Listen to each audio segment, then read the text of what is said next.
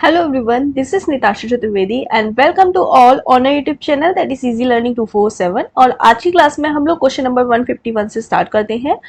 अभी तक हम लोगों ने क्वेश्चन नंबर 150 तक कंप्लीट कर ली हैं। ये वो क्वेश्चंस हैं जो आपके बैंक के प्रीवियस ईयर एग्जाम्स में पूछे जा चुके हैं। अभी तक जिन लोगों ने लास्ट क्लासेस नहीं देखी है, एक बार प्लेलिस्ट में जाके आप लोग वीडियोस को देख सकते हैं। स्टार्ट करते हैं आज की क्लास क्वेश्चन नंबर 151 से। Let's have a look. Question number 151 बोल रहा है the feature in a database language that allows us to access certain records in database score. मतलब कि जो डेटाबेस की जो लैंग्वेज होती है जिसके अंदर रिकॉर्ड्स होते हैं, फीचर्स होते हैं, वो डेटाबेस की जो लैंग्वेज होती है उसको बेसिकली क्या बोलते हैं? उसको क्वेरी बोलते हैं, फॉर्म बोलते हैं, रिपोर्ट्स बोलते हैं, टेबल बोलते हैं, नोट बोलते हैं, क्या बोलते हैं? तो उसको हम बोलते हैं क्वेरी। क्या बोलते हैं? क्वेरी। तो ऑप्शन नंबर 1। तो आपने सुना भी होगा, हम लोग इन जनरल एसक्यूएल यूज करते हैं, structure query language. Structure query language ये लैंग्वेज हम लोग RDBMS में यूज करते हैं। RDBMS बोला जाए तो रिलेशनल डेटाबेस मैनेजमेंट सिस्टम। तो ये लैंग्वेज हम RDBMS में SQL यूज करते हैं। अगर आपसे इन जनरल ये भी पूछा जा रहा है सिंपल कि डेटाबेस की जो लैंग्वेज होती है वो क्वेरी लैंग्वेज होती है, तो यहाँ पे query is a right answer. Question number 152 की तरफ चलते हैं।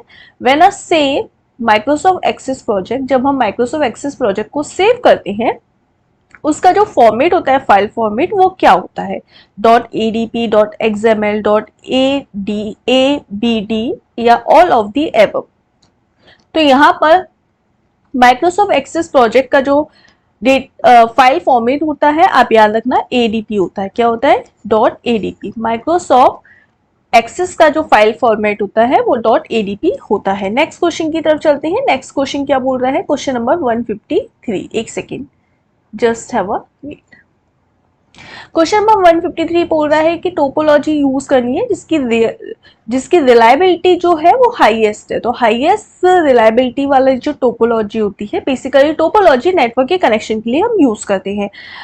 अब ये जैसे बस topology, star topology, mesh topology, ring topology, hybrid topology, tree topology, these kinds of topology, ये हम लोग नेटवर्क के कनेक्शन के लिए यूज करते हैं। हम अपना जो कनेक्शन है किस वे में कर रहे हैं उसके लिए हम यूज करते हैं। तो यहाँ पर पूछा जा रहा है हाईएस्ट रिलायबिलिटी किसकी होती है? तो हाईएस्ट रिलायबिलिटी जो होती है वो मैश टोपोलॉजी की होती है।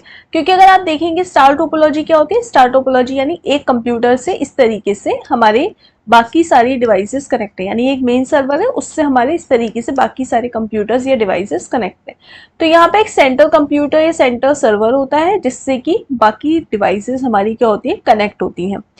तो ये स्टार टोपोलॉजी होती है। उसके अलावा बस टोपोलॉजी क्या होती है? बस टोपोलॉजी इस तरीके से एक वायर के जरिए हमारी इस तरीके से कंप्यूटर या डिवाइसेस कनेक्ट होती हैं।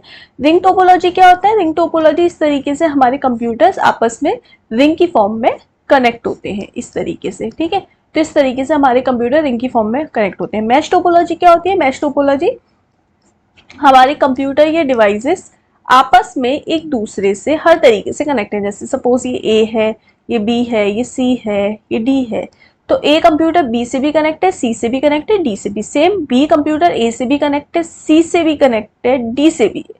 सेम सी कंप्यूटर हमारा डायरेक्ट कनेक्ट ए से भी है, बी से भी है, सी से, डी से भी है, डी भी सभी डिवाइसेस से कनेक्ट है। तो मैश टोपोलॉजी रिलायबिलिटी ज्यादा इसलिए होती है क्योंकि यहाँ पर हर एक डिवाइस आपस में डायरेक्ट कम्युनिकेशन कर रही है। यानी उसे, जैसे सपोज अगर यहाँ पर रिंग टोपोलॉजी की बात की जाए तो ये ए है, ये बी है, ये सी है, ये डी है, मान के चलो। अगर मुझे ए से सी से कम्युनिकेशन करना है, ए को सी से कम्युनिकेशन करना है, तो ए पहले बी के पास जाएगा, फिर सी के पास जाएगा। सेम अगर मुझे, या फिर उसके पास एक रूट ये वाला होगा या ये वाला होगा। सेम अगर स्टार टोपोलॉजी की बात की जाए, स्टार टोपोलॉजी में क्या होता है? अगर मुझे सपोज ये ए है, ये बी है, ये सी है, ये डी है, ये ई है, तो अगर मुझे ए से ई की तरफ बात करनी है तो मुझे बी की तरफ ट्रेवल होकर जाना पड़ेगा। अगर बस टोपोलॉजी की बात की जाए तो बस टोपोलॉजी में अगर मुझे ये ए बी सी है, अगर मुझे सी से बात करनी है तो बी की तरफ होकर जाना पड़ेगा। तो कहने का मतलब है, रिलायबिलिटी का मतलब है कि सारी डिवाइसेस आपस में एक दूसरे से कनेक्ट है, सब एक दूसरे पर डिपेंडेंट, अलग अपनी अपनी इंडिपेंडेंट है, किसी को किसी की आवश्यकता नहीं है। अगर बाई चांस हमारा यहाँ पर ए से बी की तरफ कनेक्शन फेल हो जाता है तो सी और डी पर कोई फर्क नहीं पड़ेगा। सेम अगर लेकिन इसमें क्या है, अगर इसमें यहाँ पर कनेक्शन जैसे वायर खराब हो जाता है या कुछ भी हो जाता है, फिर मेरा जो कनेक्शन है वो पूरा का पूरा फेल हो जाएगा, है ना। यानी अगर मुझे ए से सी की तरफ बात करनी है या इस तरीके से मेरी वायर कनेक्ट है, मुझे डी की तरफ बात करनी है, तो क्या होगा, यहां से कनेक्शन फेल है तो मैं कैसे बात कर पाऊंगी। अब पॉइंट इज दिस कि मैश टोपोलॉजी में हर एक डिवाइस एक दूसरे डिवाइस से आपस में कनेक्ट होती है, बाकी इसी वजह से हाईएस्ट रिलायबिलिटी मैश टोपोलॉजी की होती है। क्वेश्चन नंबर 154 की तरफ चलते हैं। Which among the following terms is used for unauthorised copying of software to be used for personal gain instead of personal backup. यानी कहने का मतलब है हमारे जो सॉफ्टवेयर होते हैं, सॉफ्टवेयर का यूज हम अनऑथराइज तरीके से करते हैं या इनलीगल तरीके से करते हैं।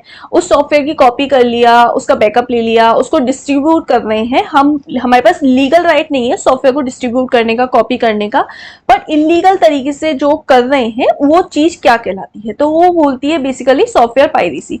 सॉफ्टवेयर पायरेसी क्या है कि जब हम इनलीगल या अनऑथराइज तरीके से किसी भी सॉफ्टवेयर को डिस्ट्रीब्यूट करते हैं, कॉपी करते हैं या फिर यूज करते हैं, गेन करते हैं, तो ऐसी चीज को हम सॉफ्टवेयर पायरेसी कहते हैं।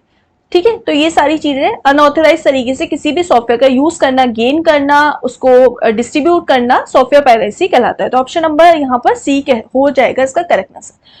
क्वेश्चन नंबर 155 बोल रहा है EDBIC code can support how many different representation of characters. तो EDBIC की जो फुल फॉर्म होती है, सबसे पहले EDBIC की होती है extendable decimal binary interchange code. क्या होता है extendable decimal binary interchange code.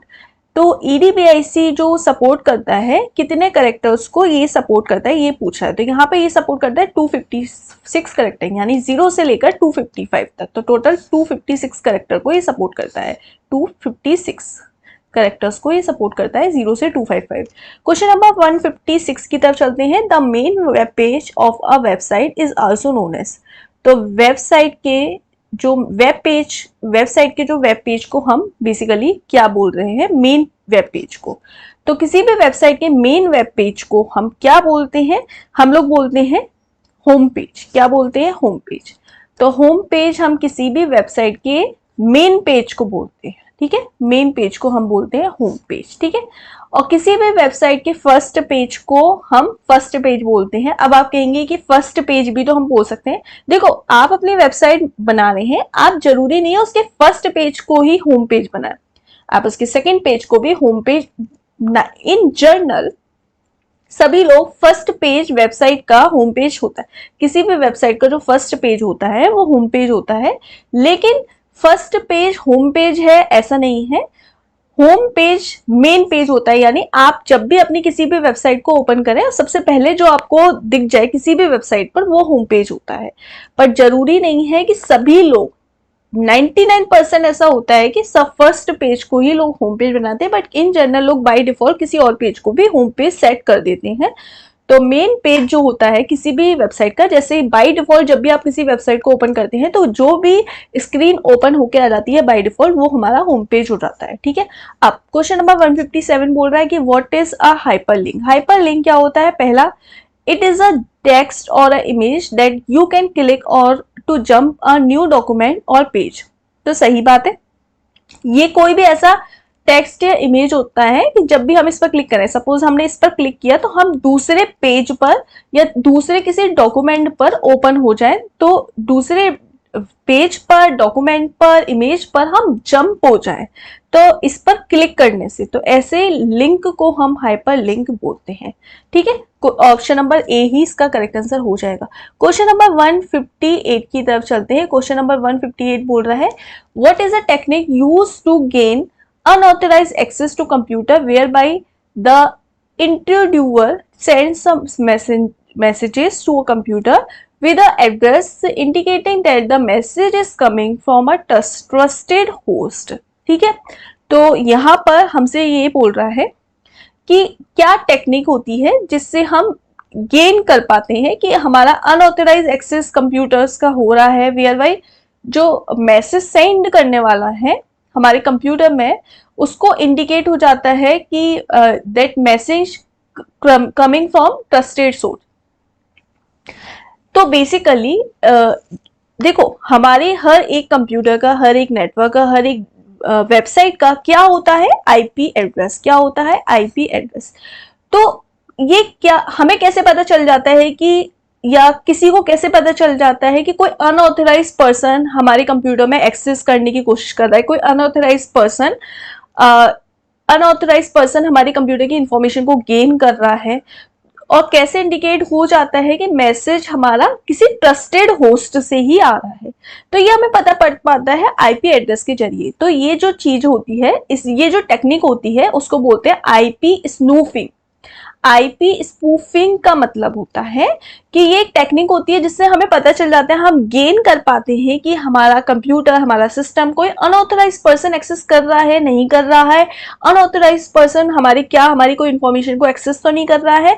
हमारा जो मैसेज है वो किसी ट्रस्टेड होस्ट से ही आ रहा है, किसी ट्रस्टेड सोर्स से हमें मैसेज या इंफॉर्मेशन मिल रही है, नहीं मिल रही। तो ये जो टेक्निक होती है वो कहलाती है आईपी स्पूफिंग। क्या कहलाती है, आईपी स्पूफिंग। आप आईपी से याद रखो, आईपी इंटरनेट प्रोटोकॉल, यानी हर एक वेबसाइट का, हर एक सिस्टम का एक आईपी एड्रेस होता है। तो हमें पता चल पाता है आईपी स्पूफिंग के जरिए कि हमारा जो मैसेज है, मेल है, या फिर कोई भी डॉक्यूमेंट है, वो ट्रस्टेड सोर्स से आ रहा है, ट्रस्टेड होस्ट से आ रहा है, नहीं आ रहा, कोई अनऑथराइज तो नहीं एक्सेस कर रहा है। ये सब हम पता कर पाते हैं आईपी स्पूफिंग के जरिए। क्लियर। अब क्वेश्चन नंबर 159 की तरफ चलते हैं। यहाँ पे बोल रहा है पोर्ट्रेट एंड लैंडस्केप आर। जो पोर्ट्रेट और लैंडस्केप होते हैं, हम क्या करते हैं, पेज ओरिएंटेशन ही तो करते हैं कि हमारा पेज लैंडस्केप में शो होगा या पोर्ट्रेट में शो होगा। ये क्या होता है, पेज ओरिएंटेशन होता है। ठीक है, पेज का तरीका होता है कि पेज हमारा, हमें लैंडस्केप में लेना है, या हमें पेज किस में लेना है, हमें पेज पोर्ट्रेट में लेना है, लैंडस्केप में लेना है, ये सारी चीजें। ठीक है। क्वेश्चन नंबर 160 की तरफ चलते हैं। The internet access by transmitting digital data over a wires of a local telephone network is provided by. ठीक है, तो यहाँ पर बोल रहा है कि जो इंटरनेट हम एक्सेस करते हैं किसी transmitting digital over the wires, किसी वायर के जरिए हम इंटरनेट पर डेटा एक्सेस करते हैं over a local telephone line. हम अपने टेलीफोन लाइन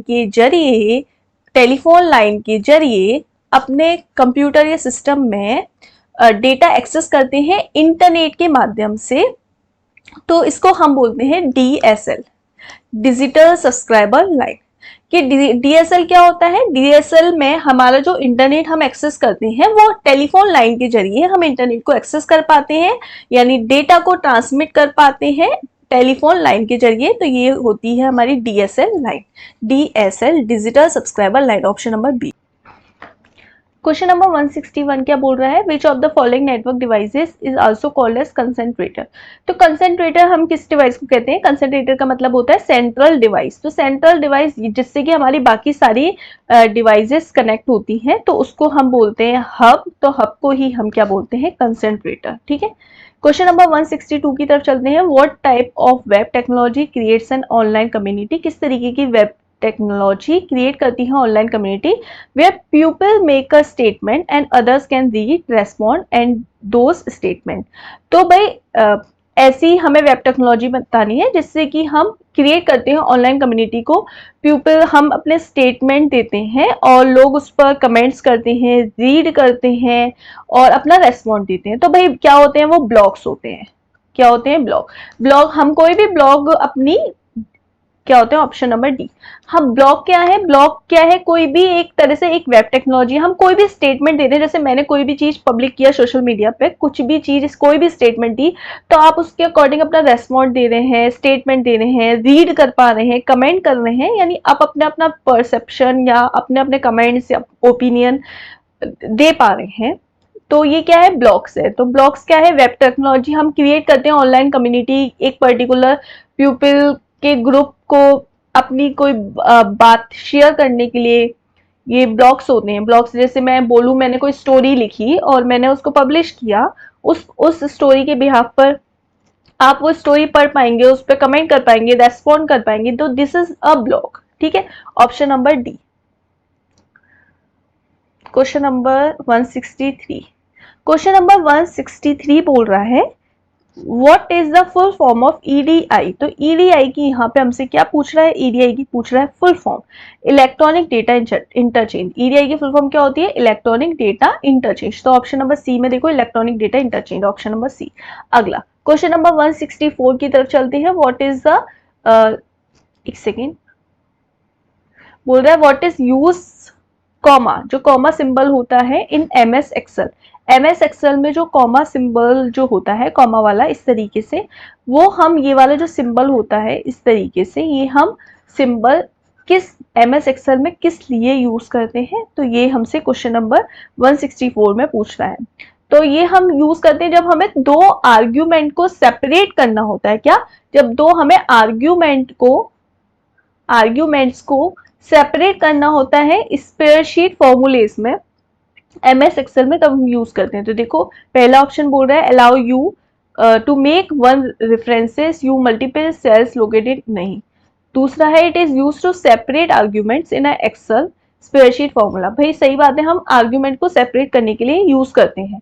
तो ऑप्शन नंबर 20 का करेक्ट आंसर हो जाएगा। क्वेश्चन नंबर 165 की तरफ चलते हैं। क्वेश्चन नंबर 165 क्या बोल रहा है, which of the following shortcut key use to close the current window. Current window को देखो, ये क्वेश्चन बहुत बार पूछा जा चुका है कि करंट विंडो जिस पर हम काम कर रहे हैं उसको क्लोज करने के लिए हम क्या किस शॉर्टकट की का यूज करते हैं। इसको घुमा फिरा के ये भी पूछा जाता है कि जैसे हम ब्राउजर स्क्रीन पर वर्क कर रहे हैं, अब किसी ब्राउजर को हम खोले हुए, सपोज नाम भी दे सकता है गूगल क्रोम या ओपेरा मिनी या कोई भी, तो उसको हम क्लोज करना है तो हम किस डायरेक्ट शॉर्टकट की का यूज कर सकते हैं। सेम क्वेश्चन हमसे पूछा जा सकता है, सपोज हम एमएस पावर पॉइंट पे या एमएस वर्ड पर, एमएस एक्सेल पे भी काम कर रहे हैं और हम उस विंडो को क्लोज करना चाहते हैं, तो शॉर्टकट की क्या है। तो सबका आंसर सेम है। घुमा फिरा के पूछेगा कि क्योंकि सभी के लिए हम इन शॉर्टकट की सेम यूज कर रहे हैं, कि चाहे हम एमएस ऑफिस पर वर्क करें चाहे हम ब्राउजर स्क्रीन पर वर्क कर रहे हैं, तो बेसिकली हम जो शॉर्टकट की का यूज करते हैं किसी भी विंडो को क्लोज करने के लिए, वो हम यूज करते हैं ऑल्ट प्लस F4। क्या यूज करते हैं, ऑल्ट प्लस F4।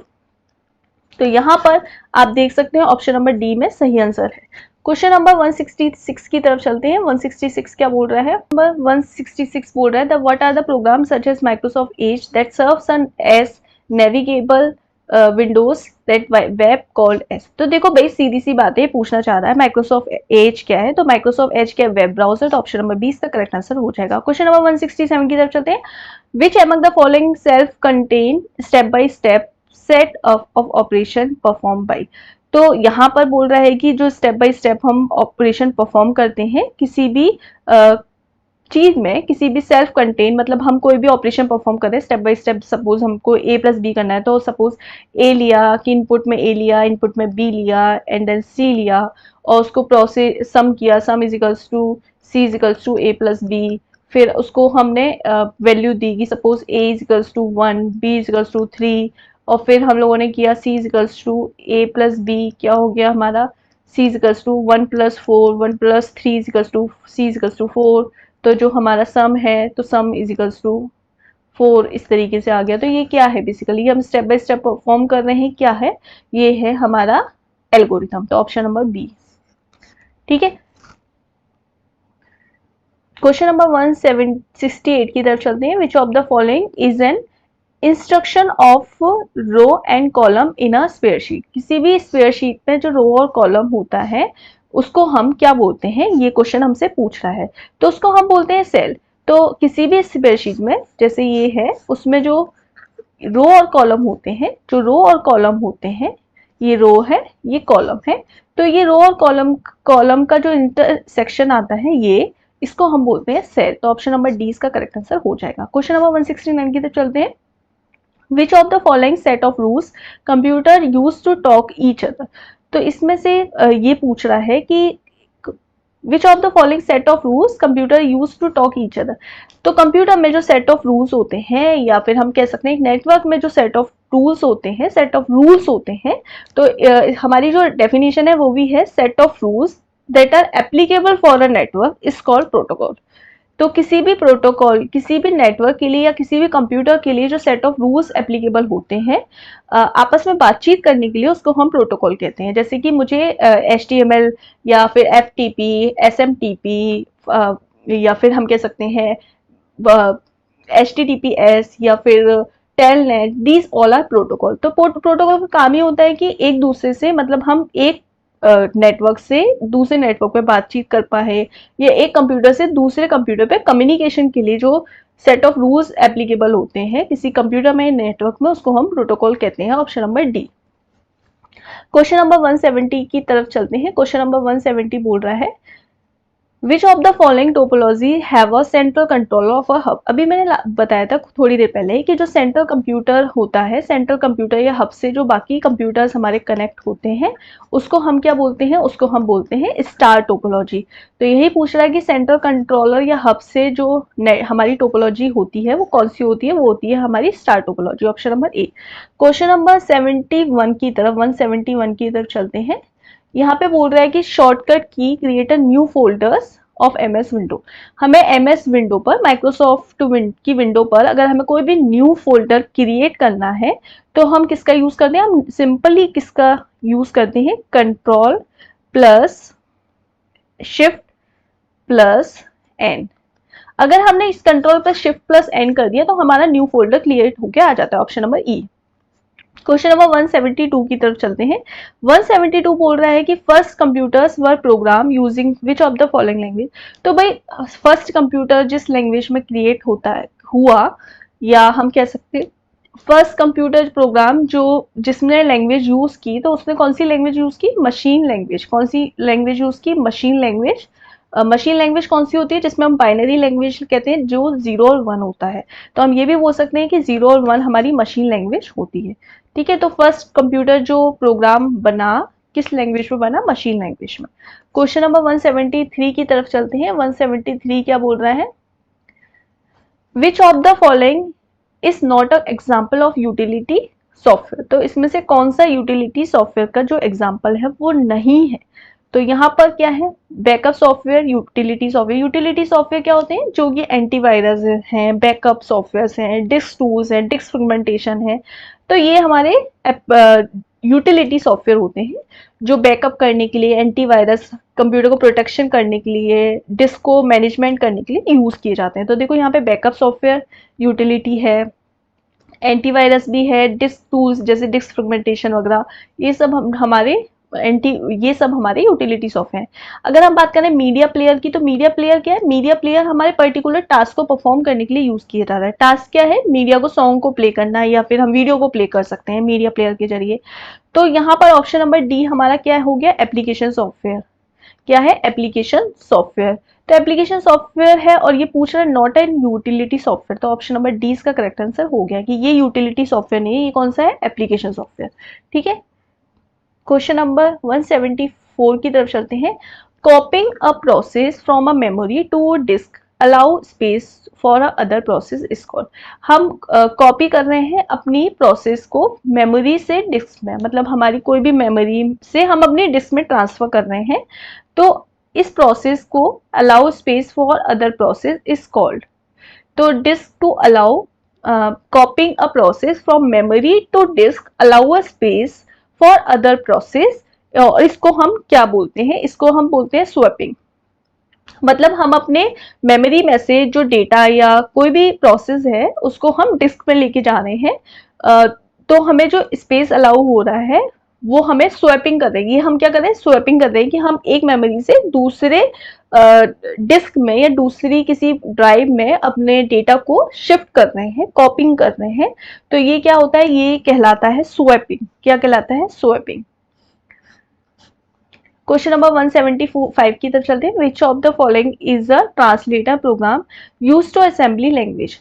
इसमें से ट्रांसलेटर प्रोग्राम जो असेंबली लैंग्वेज में हम यूज करते हैं कौन सा है? कंपाइलर है, इंटरप्रेटेटर है, ट्रांसलेशन है, ट्रांसलेटर है, या असेंबलर है? इसमें से कौन सा है? तो यहाँ पर असेंबलर हम यूज करते हैं असेंबली लैंग्वेज में, जो कि हमारे प्रोग्राम को ट्रांसलेट करने का काम करता है। तो ऑप्शन नंबर जो ई है वो हमारा करेक्ट आंसर हो जाएगा। क्वेश्चन नंबर 175 की तरफ 6 की तरफ चलते हैं।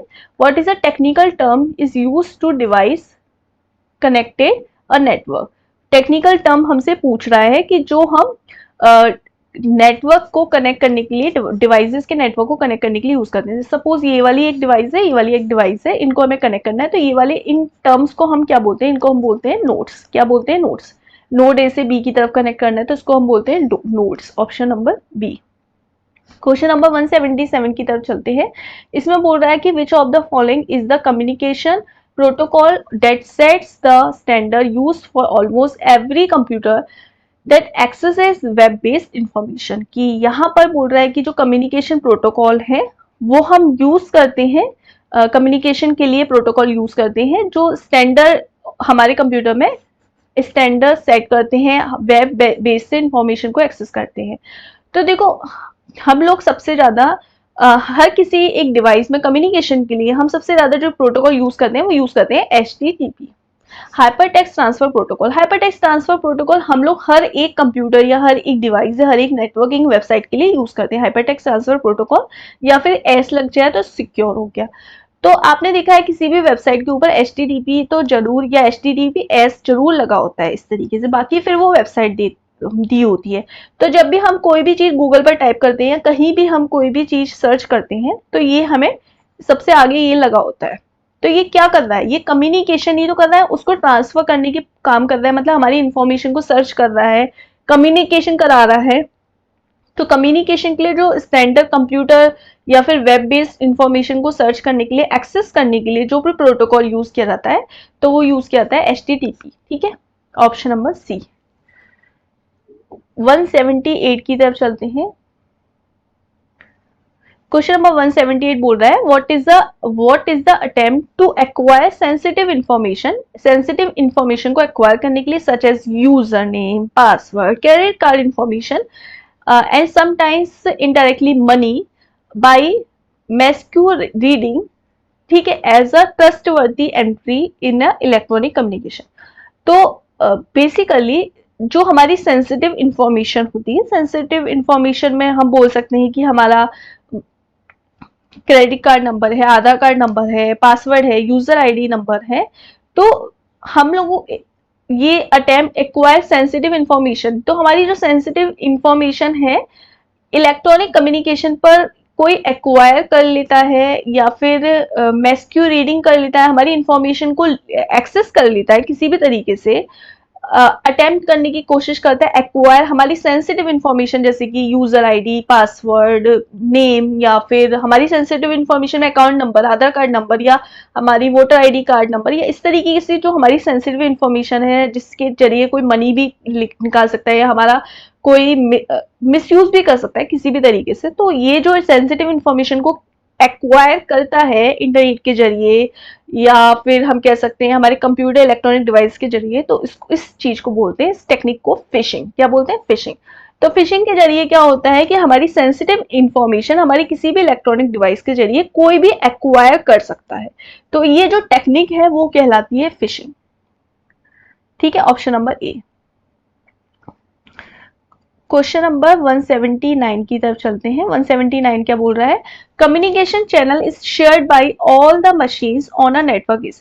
कम्युनिकेशन जो चैनल है जो सारी मशीन्स पर शेयर किए जा रहे हैं उसको हम क्या बोलते हैं? तो communication channel shared by all machine, जो सारी मशीन पर शेयर किए जाते हैं उसको हम क्या कहते हैं? जैसे कम्युनिकेशन चैनल, जैसे एग्जांपल के तौर पर मेरी एक मशीन है, मैंने एक मैसेज है, सिंपल तरीका बताती हूँ, आपने कोई भी मैसेज है, आप अपने सारे फ्रेंड्स को या फैमिली या जितने भी आपके पास मोबाइल में नंबर है सबको एक मैसेज को सेंड कर रहे हैं।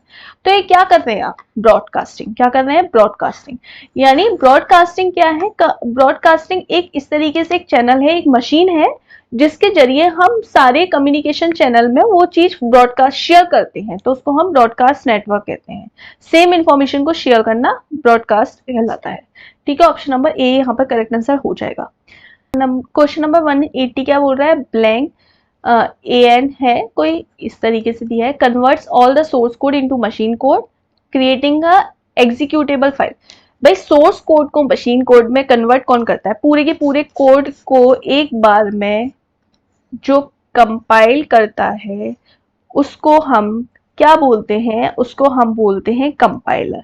तो कंपाइलर क्या करता है? हमारे पूरे के पूरे सोर्स को एक बार में मशीन कोड में कन्वर्ट करता है एग्जीक्यूटेबल फाइल की, और एग्जीक्यूटेबल मतलब एग्जीक्यूट हो गया, हमारा पूरा का पूरा डेटा एक बार में एग्जीक्यूट हो गया तो एग्जीक्यूटेबल फाइल कन्वर्ट कर देता है, तो इसको हम बोलते हैं कंपाइलर। कंपाइलर पूरे के पूरे कोड को एक बार में कंपाइल करता है, यानी एक बार में रन करता है, एग्जीक्यूट करता है एक बार में, ठीक है। और हमें कन्वर्ट करता है जो सोर्स कोड है, सोर्स कोड वो जो हमने टाइप किया, और कन्वर्ट किस में करेगा, मशीन कोड, मशीन कोड जिससे मशीन समझ पाए।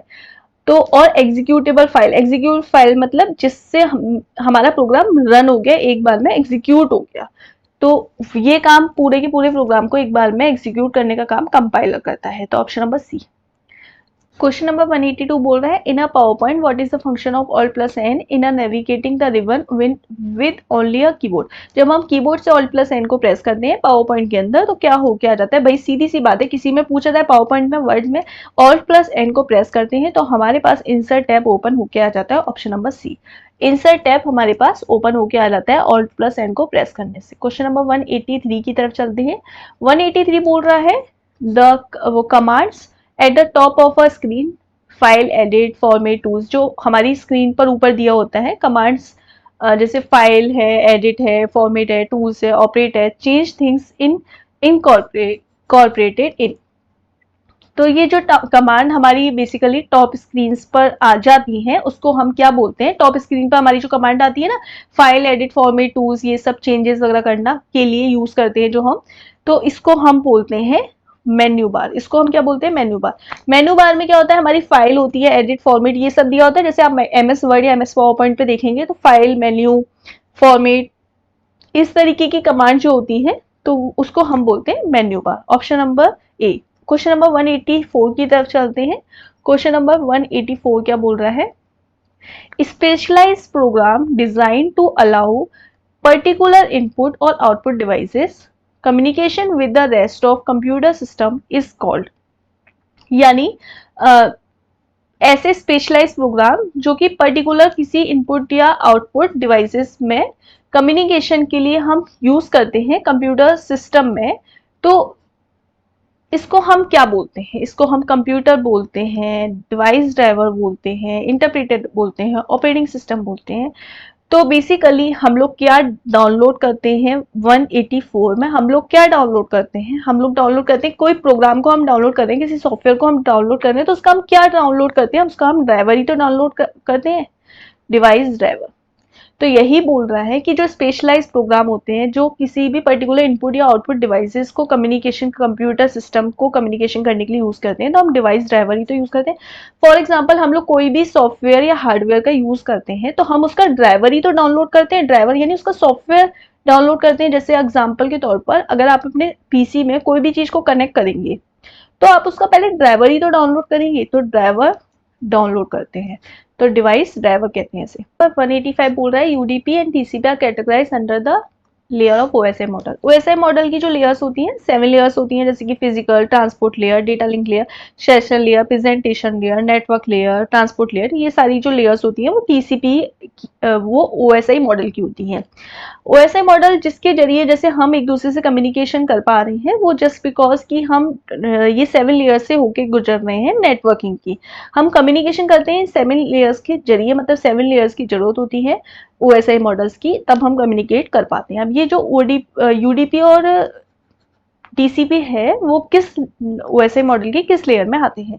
UDP होता है यूजर डेटाग्राम प्रोटोकॉल और TCP होता है ट्रांसमिशन कंट्रोल प्रोटोकॉल। TCP यानी ट्रांसमिट करने के लिए, हमारा कोई भी डेटा है वो वन प्लेस से दूसरे प्लेस पर ट्रांसमिट करने के लिए हम TCP का यूज करते हैं। Same UDP user datagram protocol जो होता है वो हम कम्युनिकेशन के लिए यूज करते हैं। यूजर एक पर्सन से दूसरे पर्सन पर कम्युनिकेशन करता है, यानी हमारे डेटा को ट्रांसमिट कर रहा है, डेटा हमारा फ्लो हो रहा है, तो ये हमारा यूजर डेटाग्राम प्रोटोकॉल, हमारा डेटा ट्रांसपोर्ट हो रहा है, तो ये ट्रांसपोर्ट लेयर में आते हैं। क्योंकि यहाँ पर TCP ट्रांसमिशन कंट्रोल प्रोटोकॉल तो ये डेटा को हमारा ट्रांसमिट करता है एक प्लेस से दूसरे प्लेस पर, तो यहाँ पे भी ट्रांसमिशन वाली बात हो रही है, तो ट्रांसपोर्ट लेयर।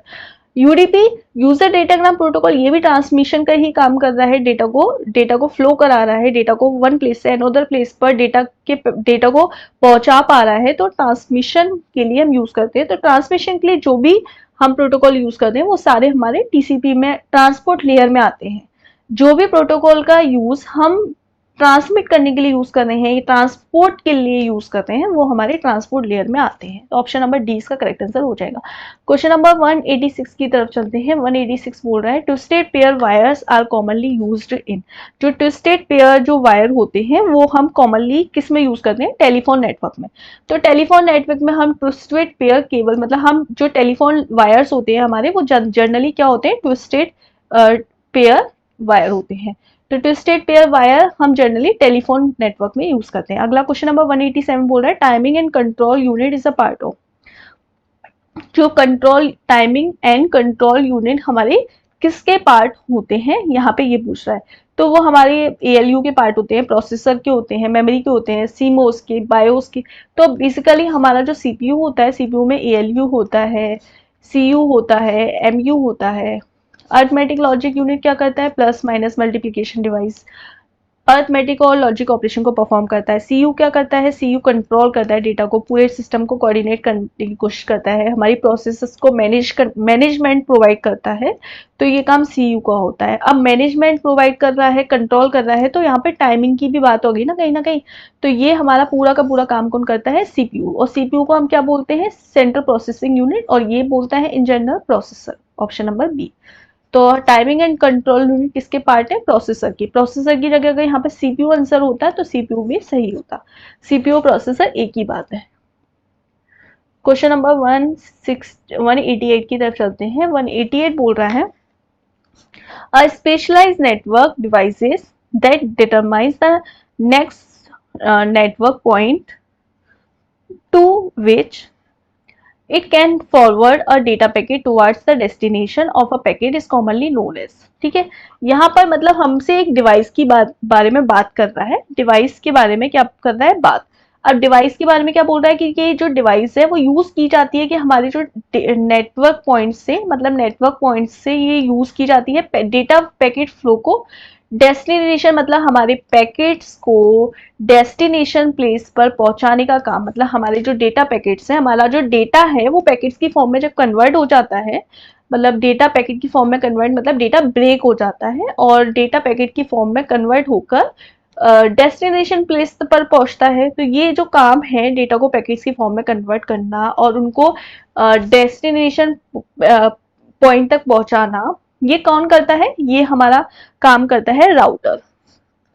ठीक है, तो बेसिकली राउटर का काम होता है, राउटर सिंपल, ध्यान करने की जरूरत नहीं है, राउटर की सिंपल लाइन ये याद रखो, राउटर जो रूट डिसाइड करता है डेस्टिनेशन प्लेस का, वो राउटर है। राउटर यानी हमने ए से बी पर कोई भी डेटा को सेंड किया, ए से बी की तरफ कोई भी डेटा को सेंड किया। अब ये रूट कौन बना रहा है? ये बना रहा है राउटर, और ये पैकेट की फॉर्म में डेटा को ब्रेक करके ट्रांसमिट कर देगा डेस्टिनेशन प्लेस पर। तो रूट डिसाइड करने का काम राउटर करता है। तो यहाँ पर यही वाली बात बोल रहा है कि forward data packet towards the destination place. तो एक ही बात, रूट की तो बात हो रही है, डेस्टिनेशन प्लेस पर डेटा पैकेट्स को पहुंचा रहा है। कौन पहुंचा रहा है? Router. Option number B. Question number 189 की तरफ चलते हैं। क्वेश्चन नंबर 189 बोल रहा है a database that spared compute information across the different tables while maintaining links between terms is referred to as। यानी कि जो डेटाबेस होता है, हमारा डेटाबेस में हमारी डिफरेंट टेबल्स, डेटाबेस में हम क्या यूज कर रहे हैं? टेबल्स का यूज कर रहे हैं। मेंटेनिंग लिंक और between them referred as. Simple सी कहने का मतलब है हम अपनी इंफॉर्मेशन और हम अपने लिंक्स को, हम अपनी डेटा को मेंटेन कर रहे हैं डिफरेंट टेबल्स की फॉर्म में। अब टेबल की फॉर्म में जो डेटा को हम मेंटेन करते हैं, या टेबल की फॉर्म में, आपको देखो पेपर में क्वेश्चन ये नहीं है कि आपको सिंपल लैंग्वेज में ही मिलने वाला है। क्वेश्चन सिंपल है बट लैंग्वेज आपको समझनी है, लैंग्वेज पर कमांड करनी है। अगर आपको एक दो लाइन का या एक दो वर्ड्स के भी मीनिंग प्रॉपर पता है ना चीजों के, आप उसका मतलब निकाल पा रहे हो। हिंदी और इंग्लिश की बात नहीं है, बात ये है कि हिंदी में थोड़ा और डिफिकल्ट हो जाता है कंप्यूटर। कंप्यूटर एक इंग्लिश सब्जेक्ट है तो उसको इंग्लिश में ही पढ़ो, वो ज्यादा बेटर है। अब क्या है, हमें क्वेश्चन की जड़ को पहचानना है कि हमसे पूछ क्या रहा है। अब आपको अगर इतना भी समझ में आता है कि डिफरेंट टेबल में हम डेटा को मेंटेन कर रहे हैं, मतलब हम टेबल्स में डेटा को यूज करते हैं। अब टेबल्स में जो डेटा को यूज करते हैं, ऐसे डेटाबेस को हम RDBMS बोलते हैं। RDBMS, RDBMS यानी रिलेशनल डेटाबेस मैनेजमेंट सिस्टम या रिलेशनल डेटाबेस। तो टेबल्स, रिलेशन का मतलब ही होता है, रिलेशनल का मतलब ही होता है टेबल। तो टेबल में अगर टेबल की बात आए तो हमेशा रिलेशनल डेटाबेस या रिलेशनल डेटाबेस मैनेजमेंट सिस्टम से रिलेटेड एग्जांपल है। ठीक है, क्वेश्चन नंबर 189 का आंसर क्या हो जाएगा? ए। अगला क्वेश्चन नंबर 190 की तरफ चलते हैं। यहाँ पे बोल रहा है कि जो SNMP है, SNMP स्टैंड फॉर, तो SNMP की फुल फॉर्म हमसे पूछ रहा है। तो SNMP क्या होता है? Simple network management protocol. SNMP क्या होता है? Simple network management protocol, option number D. Question number 191 बोल रहा है what is the common name given to a program written in any one of a high level language. देखो, high level language में program लिखे होते हैं वो programme हमारे क्या होते हैं? Source program. High level language में जैसे कि हमारी C या C++ की लैंग्वेज में जो प्रोग्राम लिखे हैं वो हमारे सोर्स प्रोग्राम होते हैं। ठीक है, और सोर्स को ऑब्जेक्ट, अगर ऑब्जेक्ट प्रोग्राम मतलब एक तरह से एक ऐसी लैंग्वेज जो हम समझ रहे हैं और एक ऐसी लैंग्वेज जो मशीन समझ रही है। अब यहाँ पे हाई लेवल लैंग्वेज की बात की जा रही है, तो हाई लेवल लैंग्वेज में जो प्रोग्राम लिखे होते हैं वो सोर्स प्रोग्राम होते हैं। क्या होते हैं? Source program, option number D, आप इतना याद रखो। क्वेश्चन नंबर 192 की तरफ चलते हैं। 192 क्या बोल रहा है? एक सेकेंड, क्वेश्चन नंबर 192 क्या बोल रहा है? बस जस्ट अ सेकेंड।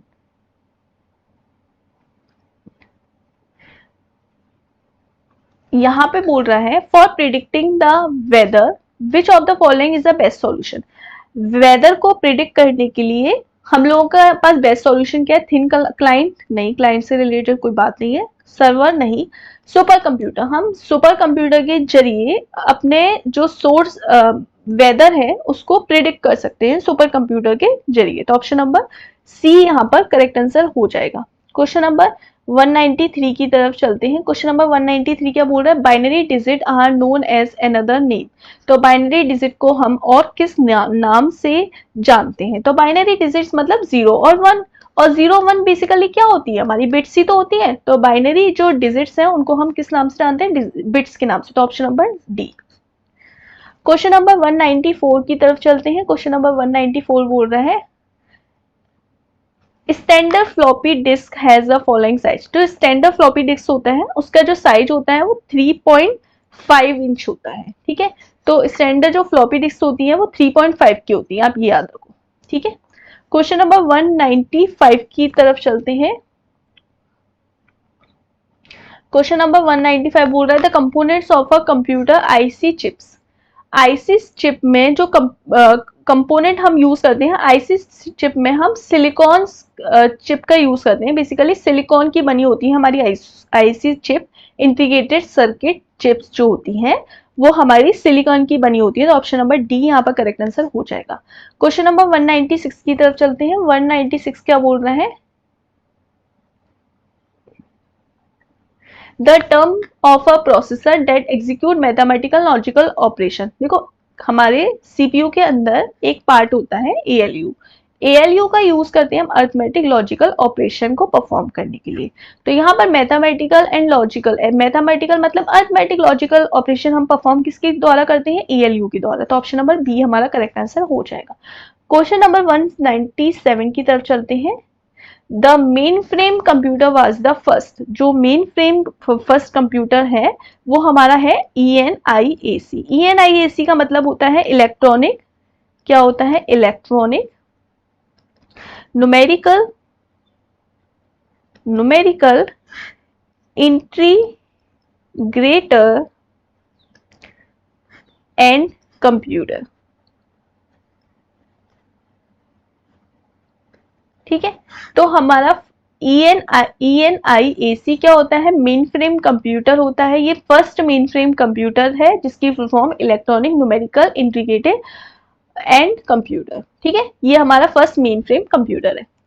नंबर 198 बोल रहा है for analysing and recording existing hypothetical system we need to computer assisted method called. तो हमारा जो ऑटोमेटिकली जो कंप्यूटर हम एग्जिस्टिंग कंप्यूटर यूज कर रहे हैं एनालाइजिंग के लिए, रिकॉर्डिंग के लिए, हम कंप्यूटर का असिस्टेड मतलब हम उस कंप्यूटर को यूज कर रहे हैं तो वो क्या कहलाता है, वो हमारा ये टर्म जो कहलाता है उसको हम बोलते हैं डेटा रिट्रीविंग। तो डेटा रिट्रीविंग क्या होता है, जो हमारा एग्जिस्टिंग कंप्यूटर होता है उसको ही हम एनालाइजिंग करने के लिए और रिकॉर्डिंग करने के लिए अपने एग्जिस्टिंग सिस्टम को यूज कर रहे हैं। जो सिस्टम ऑलरेडी यूज कर रहे हैं उसी को हम कुछ और प्रोसेसेस के लिए यूज कर रहे हैं, वो हमारा डेटा रिट्रीविंग है। ठीक है, तो एग्जिस्टिंग सिस्टम को यूज करना किसी और पर्पस के लिए डेटा रिट्रीविंग हो गया, option number C. Question number 199 बोल रहा है which of the following is an example of early Intel processor. तो सबसे पहले जो इंटेल प्रोसेसर हमने अर्ली सबसे पहले यूज किया था, वो यूज किया था हम लोगों ने 4004। Early Intel processor which of an early Intel processor, सबसे पहले 4004 हमने इंटेल प्रोसेसर यूज किया था, option number B. Question number 200 की तरफ चलते हैं। बोल रहा है Windows preferences are saved in. तो जो विंडोज का जो प्रेफरेंस होता है वो किस में सेव होता है, वो सेव होता है win.ini। तो win.ini क्या है, विंडोज की, हमारा जो विंडोज है उसकी क्या है, उसकी क्या है, सिस्टम फाइल है। क्या है, सिस्टम फाइल है, जिसको हम यूज करते हैं Microsoft Windows 3x and 4x में। जो हमारी लोड होता है, लोडेड होती है हमारी फ्रॉम जो सी ड्राइव होती है, हमारी ड्राइव होती है सी, उसमें यानी विंडोज का जो हमारे प्रेफरेंस होते हैं, यानी विंडोज से रिलेटेड जो भी हमारे आइटम होते हैं, सिस्टम्स फाइल्स होती हैं, वो हमारी, आपने देखा है सी में ड्राइव, ऑटोमेटिकली ड्राइव सी में सेव होती हैं। अब ये जो फाइल्स होती है विंडोज की, जो विंडो प्रेफरेंस फाइल्स होती हैं, वो win.ini होती है, win.ini होती है। ठीक है, तो ऑप्शन नंबर बी यहाँ पे करेक्ट आंसर हो जाएगा। अब क्वेश्चन बाकी के हम नेक्स्ट क्लास में करेंगे। यहाँ पर अभी तक हमारे 200 क्वेश्चंस कंप्लीट हो चुके हैं। आई होप आपको वीडियो अच्छी लगी है, और अगर वीडियो थोड़े से भी एफर्ट्स दिख रहे हैं, आपको अच्छा लगा है और इस तरीके के आपको और क्वेश्चंस चाहिए, तो वीडियो को लाइक शेयर सब्सक्राइब कर दीजिए, बेल आइकन पर प्रेस कर दीजिए फॉर लेटेस्ट अपडेट। हम लोग अपनी नेक्स्ट क्लास में मिलते हैं, तब तक के लिए goodbye and have a nice day.